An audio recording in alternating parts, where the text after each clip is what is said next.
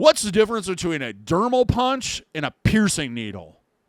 I'm going to explain that. Coming up next on New to Piercing, episode number 21.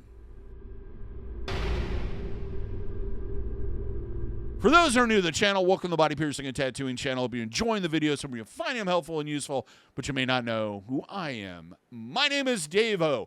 I'm a professional body piercer and have been since 1994. I own and I operate the Axiom Body Piercing studio located right here in Des Moines, Iowa, inside Skin Kitchen Tattoo. I don't use dermal punches at all, and I think it's important that I bring that up at the beginning just in case. The main reason being is that when I was investigated for practicing medicine without a license, I was told one of the reasons why I wasn't doing that is I was not taking biopsies. And a biopsy is where you actually core out tissue and remove it from the person. Because I was using hypodermic needles, piercing needles, I was just cutting into the area and inserting jewelry. As they put it to me, if that was the case, everybody who has injects insulin in themselves or takes any type of injectable medication is practicing medicine without a license, which isn't the case. So what is a dermal punch? A dermal punch has a piece of plastic handle, and then it has a cylinder that comes off of it, just like a regular needle, and then the tip of it is razor sharp or scalpel sharp. The method that's used for these is you push them through and you spin while you push. So it actually cuts out or cores out a section of tissue. When you pull back, that section of tissue is removed. These must be spun. One of the advantages, and we'll get into all the advantages later, is that there's no needle travel. Now, needle travel is a problem, or not really a problem, usually with larger gauge piercings. Basically, because it's a lance tip, it doesn't travel like this when it comes to piercing needles. They kind of travel downward slightly, so it can affect placement. But we'll get into the advantages here in a little bit. Let's go on to what is a piercing needle, right? It has a lance tip. It's basically shaped like a triangle. When it goes through, you don't spin it because that hurts like bloody murder. And I know I've seen piercers do it, which was stupid. You push it through. It creates a crescent moon incision to make room for the jewelry. The jewelry goes through afterwards, but there is a little bit of needle travel. It'll travel a little bit down from where that lance point is at. Basically, it's the same as any hypodermic needle that's ever been used on you, from getting your blood taken to getting a shot, an IV, everything.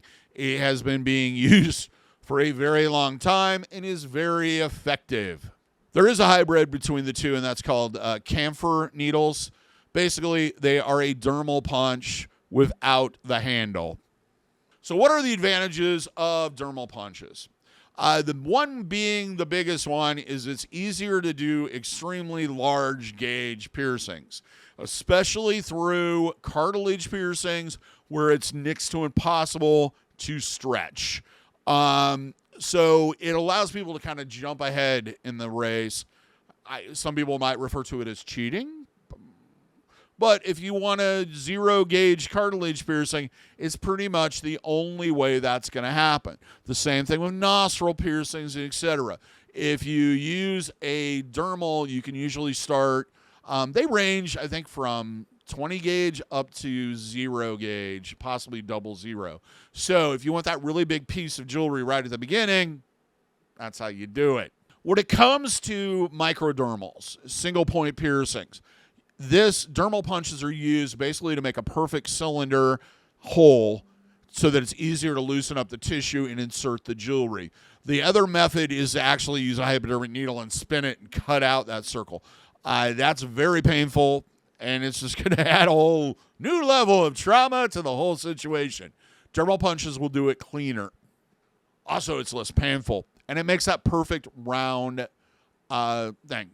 The other thing is there's no needle travel, not like a hypodermic needle or a piercing needle. And this really isn't overly noticeable until you get into really large gauge piercings. I think the largest I've ever pierced out was a 6 gauge. and you really had to be careful of where that was positioned, because by the time it traveled, it was lower than where I started. It can affect placement if not taken into account, and your method isn't used to ensure that it doesn't have a massive difference. But like I said, usually with thinner gauge jewelry, or needles like 18 or 16, it's hardly noticeable. Now let's talk about the disadvantages of dermal punches. Since you are biopsying and actually removing tissue and etc., that piercing will probably never, ever close. That hole is there for eternity until they plant you. It's not going to close as rapidly as other piercings, and if you're doing a really large gauge, it's definitely not going to close.